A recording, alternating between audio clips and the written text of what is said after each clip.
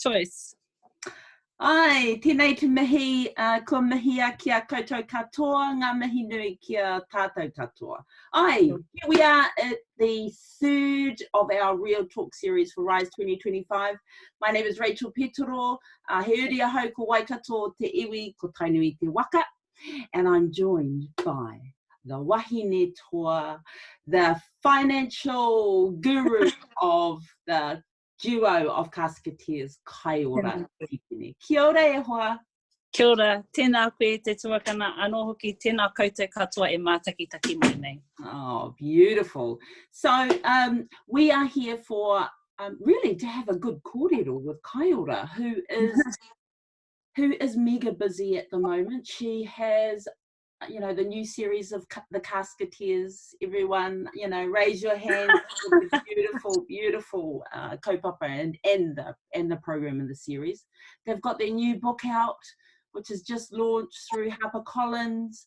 And so, you know, what's it like being, being in this place, e hoa, where you have really built, you know, your business, your brand, but also alongside your tikanga, your protocols and your whānau. What's it like at the moment? Tēnā koe, thank you. Look, firstly, I'm always humbled when you and I have kōrero. I'm also humbled to be in this position. Do I have, sorry, my Tāne's just disrupting us. Of course he is. It's in the car, it's in the car, in the van. Kia ora. Sorry, everybody. Ane. Kia ora, Francis. Oh, Rachel, tēnā koe. Ai, tēnā koe e hoa. Thank you for joining us on our Real Talk series for Indigenous Women, Wealth and Wellbeing. Oh, my goodness. Speaking of Indigenous women, I just asked this Indigenous lady for her credit card, but I'll leave you to it. E mihi atu ana kia koe. Ai, ka ki te hoa. Oh, you're privileged to show face on this this video. Aira, this cool. And this is Real Talk e hoa, so we're not all about the, you know, it's got to be perfect. Yeah? Ka pai. So, as I said, this is a very humbled position to be in. We, Francis and I, and our team here at Tipene Funerals, weren't expecting any sort of fame from the show. And neither did we expect a book to be born out of the show either. What we enjoy is the beautiful feedback that we're getting from across the world, and people get to see an insight to us, an insight to our mahi, and basically have a laugh at our banter. And, I have to acknowledge our humble beginnings and where we've come from. Aira. Our whānau background, our Māoritanga, our tikanga, because it's what guides us, ne? It's what helps us in our tiaki and our care for our whānau. So I'm grateful for our upbringing. Ai, no whea koe, where do you hail from, e hoa? Yes, te puake au, te rohe o Kaitaia. I was born and raised in Kaitaia. My father is a Maori from Waimanoni Whangape, and has some strong connections in Te Hiku o Te Ika. My mother was raised in Kirikiriroa, and she is Ngāti Mahanga and Papa Orotu. She also, yes, so she has some ties there to the kingitanga, where my husband is very envious of me having those that tātai, and her mother also is a Māori oho from Parawira. So kia ora. Kia ora. And tamariki, so 4 now? I have 5 tamariki. Ai, yes. I tokorima aku tama. So I only breed kings. I tell everybody, no, I've got no princesses or queens in my life just yet. I'm happy with my boys. So yes, my youngest is 13, 14 months now. Aira. Consumes a lot of me if it's not their dad. Now everybody asks me, how many tamariki you have? I reply saying I've got 5, but 6 including the tani. Ai, tika. What we do, we end up having to look after our tāne in the mornings, you know, making sure they're all glitz and glams while we're looking after our tamariki as well. Oh gosh. And hey, while we're here, let's just raise our hands and just tautoko and support all of the beautiful Indigenous people out there at the moment who are on the global stage. So taika waititi. Yes, e hoa. Kia ora rā. Ka mihi kia koe e hoa. Right. Representing Kitty. our people. Kitty Yes, Nathan. Kitty Nathan. Oh my goodness. Yes. Amazing. And one of my very good friends, Tanya Beardsley, who's from Pureroa, she just won the New Zealander of the Year in the UK just a couple of ka pai. Awesome. Yeah. Yes. And so, you know, let's dive into the real talk. And so one of the reasons I invited you on, Ewa, is because I love the way that you share. And you joined us for the World Indigenous Business Forum, you and Francis, in 2018. And that was really my first connection with you guys, although I had watched you on the television. But what I really love is how you incorporate your whānau into your business. And one of the posts that you put up was about tangi, or funerals. So the Casketeers, for those who haven't watched, they're on Netflix now. That's how major it is. And the series is in the 3rd series. And so go on to Netflix and have a look if you haven't already. But one of the thing that is that you bring dignity to death and to tangi. And that's what I have really loved about seeing your journey. You wrote a post about whānau and family being prepared for tangi. And why did you do that, Eho? And what's the background to why you needed to post that? I guess for me, it's too often I find whānau that come in and they're stuck because of costs, and most of them haven't really been educated around tangihanga costs. And that's, you know, when whānau first engage in our services, rather than us going there, excuse me, I don't like to have kōrero about cost when we go and uplift near, because at that moment it's strictly te aki tūpāpaku and whānau. So I like to waiho aua kōrero when we get back to the funeral home, or prior to. Yes.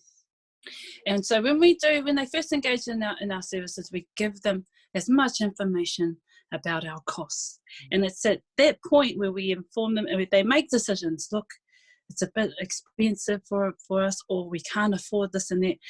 What can we get for maybe even $100? And we go, well, aroha mai. So it's about educating our whānau for when the time comes. And I know even still, look, the take around having a kōrero about death is still a little bit sensitive for some whānau. I like to believe that the Casketeers show has sort of created some dialogue around that and helped normalise to have that kōrero. Now, costs, what I would like to educate people on are the services that can be provided, not just by Tipene Funerals, but by all funeral homes. And actually know what it is that you want first. And from there, you'll be able to determine or weigh up costs. You know, you don't need to have the lavish look. You know, some families want to spend thousands on a casket.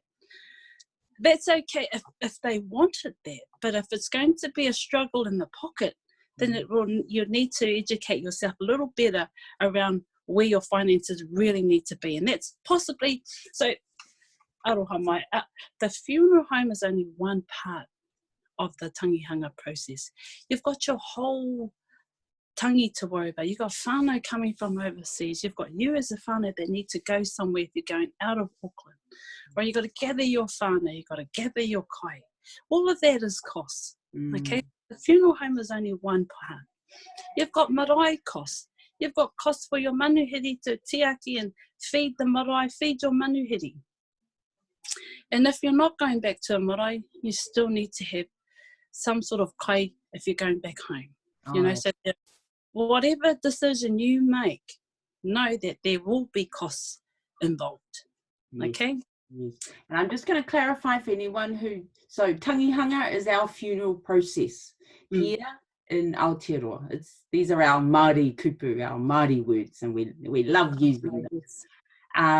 Manuhiri are our visitors that come to pay their respects to our loved one who has passed on. And kai is our food that we to feed our manuhiri, you know, and our whole process of tangihanga, you know, can be, you know, mostly 3 days, but it can even be more than that. So that is the process that Kaiora and Francis are taking family and whānau through and doing it in such a respectful way. So, you know, it's part of education for our listeners as well about what it means to us. Kia ora. Kia ora. Kei te pai. So I feel that there needs to, our whānau and our people need to be educated a little bit about costs, ne? And having a look around that discussion, say, oh, maybe mum doesn't want to go back up north to be buried because she was raised in Tamaki. Maybe it is Tamaki that she wants to be buried here or cremated here. And really have that discussion when and if you feel comfortable, to avoid any sort of sudden or confusion around costs. At least you know now what it's going to cost you when the time comes. Yes. And I think you have done an amazing job of educating, you know, not just our whānau, but New Zealand, about the process of tangihanga. Yeah? That includes the cost. And so that's why I wanted to have this Real Talk series, because you also are the purse strings of the business. Yeah. So what have you done yourself to really make sure that you have a good overview and a good handle on the finances? You know, my tāne, he makes some really sort of irrational decisions sometimes when it does come to finances. And often he would sort of hide his purchases from me because he knows that it will affect us or the business in some way. So, you know, I'd like to ensure, you know, there's a forecast, there's a budget, there's costs, cash flow, and there's things that are goals that our company that we like to work towards. And if we're making sort of decisions or purchases that are not towards that goal, then obviously we're gonna be a little bit. It's gonna take us longer to get there. Aye. And I like to believe that I'm also the one who holds the strings at home as well. Yes, I would agree with that. So it's quite funny though when I do see little things that are new around the place. I go, oh, that's my tāne. But at least he knows to stick to a budget now. Yes. But that it's important to know that when you are discussing costs or finances, that know that there is a goal and work towards it. Yeah. Try not to you know, have too much of your own little lavish spending. It's okay to go and get your nails done. It's okay to go and, you know, factor in those little self-care moments. But at least you know that you've put something aside for yourself. Yes, good. So sounds like you're very practical. A little bit of flexibility there. Yeah, but not too much. Not too much. Look, it's okay. Always putting aside some funds for your whānau getaway, and it's a plan ahead, as I said, to prepare yourself. It goes with anything and everything. When you do plan ahead, things work out better. There's less stress for you. Yes. And you know that if it's not part of the budget, then try not to cross it, because you will find there's stress elsewhere. Yeah. So, yeah. Yeah, beautiful. And how are you going to educate your kings about, you know, and have those conversations, you know, earlier rather than later about finances and the way that we can value finance in terms of a resource or a tool, Absolutely. within our culture and our tikanga. Kia ora. You know, I compare myself, and I shouldn't. I compare my upbringing to my tamariki sometimes. And when I see that they've got more than just an apple, if they've got rations or a carrot to accompany their sandwiches in their lunchbox, I say to them, look, you fellas, you're so lucky. When Mummy was brought up, I was lucky to have 4 sandwiches that went in my lunchbox. And if we got a watermelon or an apple to accompany our sandwiches, man, we were so lucky coming from a big whānau. It was even luxurious if we had an option to go in our sandwiches. We want mum white, what do you want, Jeff? These days, my kids, they get to choose jam, mum white, peanut butter, ham, chicken. It's given to them. So I like to think that I'm trying to educate I shouldn't really put, you know, compare it, but I like to tell them that, you know, they've got a better upbringing than their parents. Now, going back to educating our tamariki in terms of finances, our big boy, he started mahi with us now. Wow. Right? How old is he? He's only 14, but he goes to the kura every day. When he finishes, he comes back. He's here at 3:30. He's washing cars. He's polishing caskets. He's trimming caskets. And he'll say, Mum, look, I need this application for my laptop. I need these shoes. I need these clothes. And, you know, we have to tell them, we have to educate them, son, these things cost. If this is what you want, this is how much it's going to cost. It's going to cost maybe $340, whatever that is. You need to start earning some funds to help you pay for that. Yes, beautiful. So educating them that way and informing, you know, they need to be responsible in some way to know that it can't just be given to them. They got to work towards it. Yes. So he knows to be here. If he wants some shoes at the end of the month, well, come in every day after kura, vacuum the place up, wash the cars here and there, and maybe by the end of the week you might have those shoes. I love it. I love it. So very goal orientated, planning ahead, and letting him know the value of, you know, saving your own money and getting your own things. Well, they're into that Uber Eats now, you see. So they're like, oh, Mum, can I have some money? Can you put some money in this? You do, have you worked today? Oh, no. I promise to come in after school tomorrow and I'll work it off. And it goes for most of our tamariki. They want to clean up around the whare. They know if they need something, they have to earn it. Yes, absolutely. What great life lessons. Yes. So Indigenous women are having businesses, you know, in fashion, and I told you about Virginia, who is from Vegas. She's Samoan. She was one of our first. And so what kind of messages? What kind of message would you like to leave for our wahine, our Indigenous wahine, about entering into business and really owning and taking hold of your future, financial future? Kia ora. Firstly, to remember who you are first.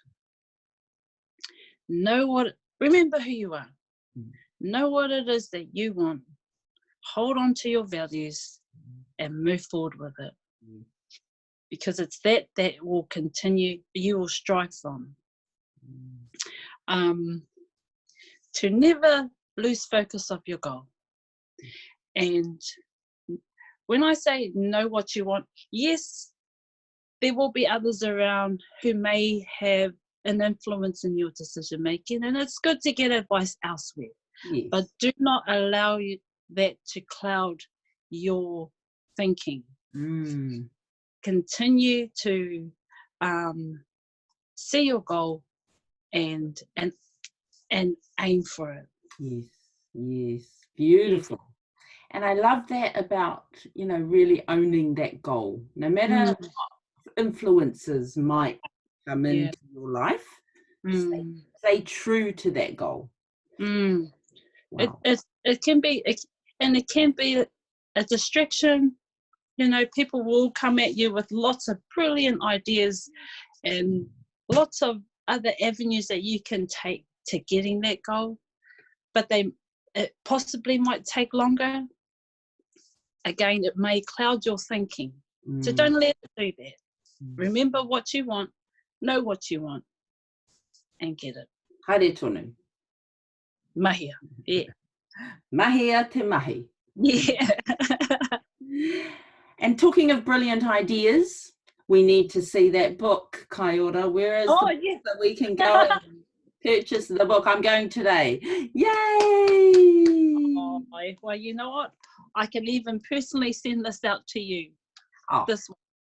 Oh, kia ora. And when we publish our book, I'll send you one too. Come on. Make sure I need your address, or if you're around Onehunga, you can pick it up from our office. Thank you. That's all right. That's all right. And everyone else, you can go to any bookstore, Whitcoulls. You can go to Whitcoulls, the Warehouse, Paper Plus, and the Nile, I believe it is, and any other good bookstore. Now, at this stage, from what there's a backlog. Because a lot of our whānau from overseas, if you're interested in purchasing the puka puka from out of the country, you can order from online at Mighty Ape. Oh yes, Mighty Ape. Yes, I know that one.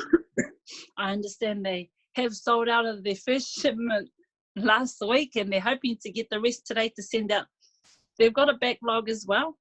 Wow. But thank you to all whānau who continue to support our kaupapa.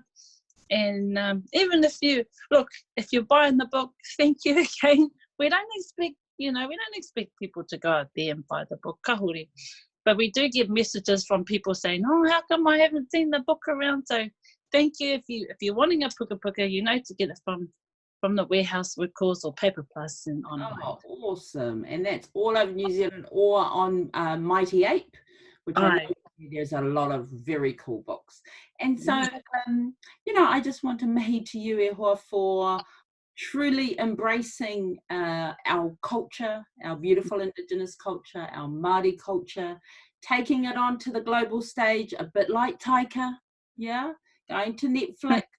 And also, I know that Annabelle Lee and the team there are a part of your success, but I know that it's also about your whānau and your tāne, who I love. You're so right, Te Tuakana, if it hadn't have been for them and proposing that idea to us, I suppose our people out there wouldn't know what we do, and people would probably have continued to see our mahi as tapu, as morbid. But we are real people who have real life problems, who have husbands to battle with, who have and to love and to live with. We have tamariki, so people can assume that they get being on Netflix and we're superstars. It's beautiful, but at the same time, it's not the glam life that people think we have. No, we've still got tamariki to raise. I've still got to get up in the morning, help them brush their teeth and give them breakfast, make a mess in my house in the morning. So Aye. So, long may this journey continue, and may all of our wahine who connect into this kōrero, the Real Talk kōrero, may they get something from your kōrero and what you've shared today. That's the intention, that someone can come and listen and go, wow, who don't know you, who might only know you through the TV, and say, hey, she's a real wahine, she's got real and I know this because we just pop into their beautiful houses in Onehunga. They're just like you and I, and they will welcome you with warm arms, a big smile. So ngā mihi nui kia koe e hoa, kia pai tō rā, kia pai tō huarahi, i ngā wā katoa, i ngā mea katoa. Ngā mihi nui, ka kite anō. Ka kite.